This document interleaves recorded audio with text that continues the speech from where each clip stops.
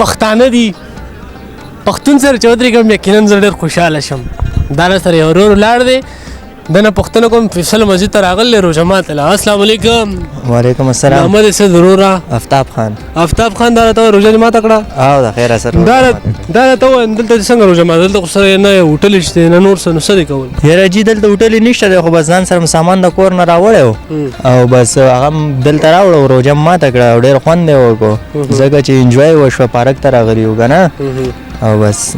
دا پارک دی دا خو جومات دی دا جومات دی خو جومات خوا شاته دی که نه پارک کې مونږ دې ټایم کې ولاړ پارک کې څو ملګري سره راغلي یا فیملي د څه دي نه ملګرو سره راغلی یم جي ملګرو سره راغلي او جي نو دا راته ووایه چې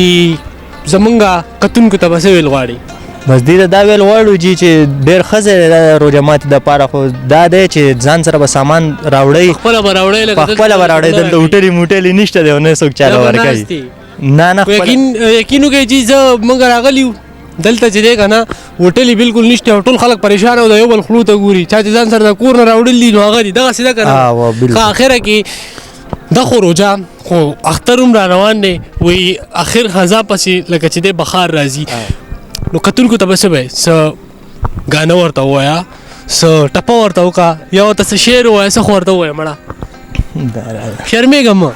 څه به ورته ووایه خیر بس کتونکو ته به صرف دا وایو چې بس اختر را روان دی خلک خوشحالۍ سره ژوند تېروئ او بس روژې نیسئ روژې نیسئ ولې نیسي پکې هم ځنې نه دا پنجابیان خلک یې پکې نه نیسي که نه د دوی پنجابیان هم پکې نه نیسي او دوی پکې ډېر خلک یې پکې نه نیسي که نه کتلي ما خپلو سترګو باندې لیدلي دي جي نه اخره کې څه ووایه مړه څه ټپه ورته وکړه خیر دی دا پښتانه دي دوی پې خوشحالېږي ځه څه به ورته ووایه